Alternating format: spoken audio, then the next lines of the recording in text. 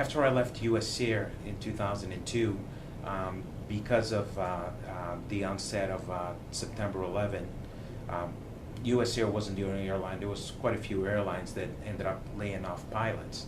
So for me, it almost took a year and a half for me to be able to find another flying job. It's just that there were more pilots laid off than there were jobs.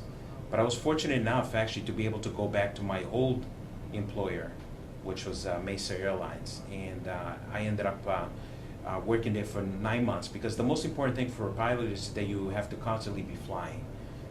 To spend time without working on your skills is not good for your job prospects at all. I was already interested in JetBlue because I actually had an application in with JetBlue for a year and a half. But like we were saying, it's such a competitive field that at the time when I put in an application, there was actually about 10,000 other applicants and only so many openings. So for me to just even get an interview was like winning the lottery, really. But the interview only opens your doors. Then you have to be able to sell yourself that you're the right candidate for the airline.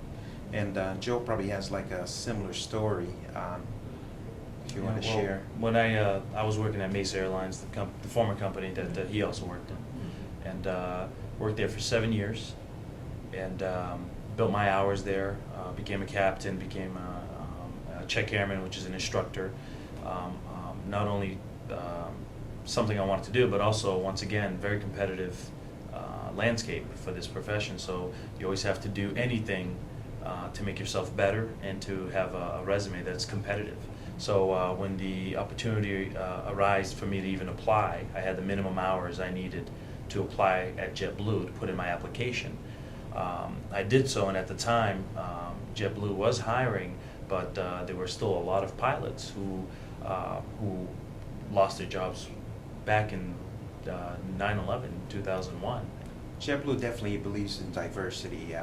This is an airline that we have people from all walks of life, different backgrounds, and the company believes that that's a strength to the airline, to be as diverse as possible. This aircraft, we have it configured for 150 passengers, and we have a total of 5 crew members, 2 pilots, 3 flight attendants.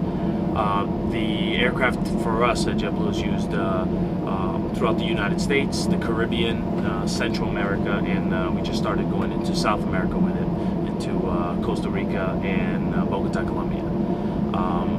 A very good airplane to fly, very automated. It's all fly-by-wire, which is the controlled inputs that we put in sends electronic signals to the flight control surfaces, and so it's all pretty much electronically signaled. There's no real actual connection, except for the rudder has an actual physical connection to it. So it's all fly-by-wire, very automated, very nice airplane to fly.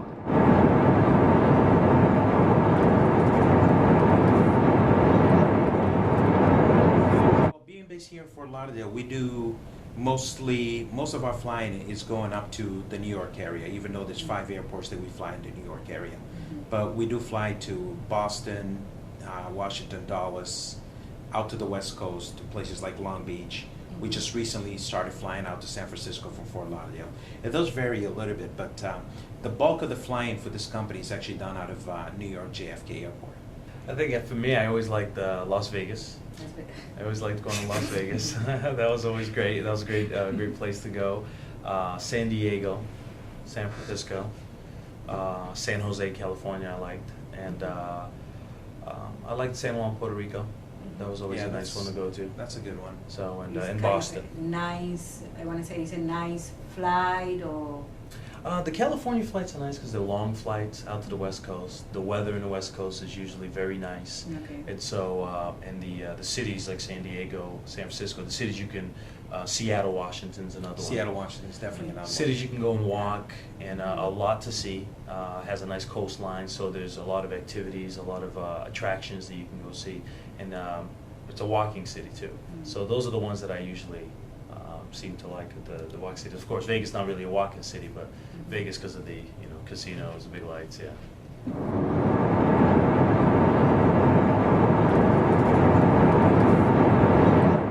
me, it's definitely my first and only profession that I'd ever want to be involved in. I think you probably feel the same way. Yeah. But as far as it being glamorous, I would say that I wouldn't consider it to be a glamorous lifestyle. It definitely has a history of, there was a time, I think even up to maybe the late 70s, it was still considered to be a glamorous profession, but today it's such a normal way of transportation. I think it's still a profession that carries a lot of responsibility. A lot of and respect and and a lot responsibility. of respect because of it. So I think in that essence, yes, there's that. But as far as glamour, as in back in the 60s and 70s, plus the technology is so commonplace now. So I don't think that that aura may be there for some people still, I'm sure, especially people who don't travel a lot, there's still that aura about it. But I don't know if I would use the word glamorous. It is a job, it's a great job, and it's a great career, but it is a job also. And there's like any other job, there's some great things, and then there's some things that sometimes make it not as glamorous as you would think it to be.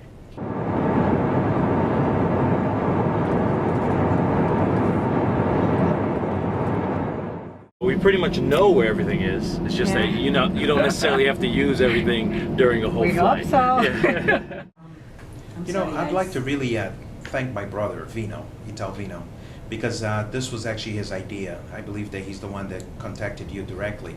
And I know that Vino has always been proud of Joe and I for becoming pilots and getting to this point in our career.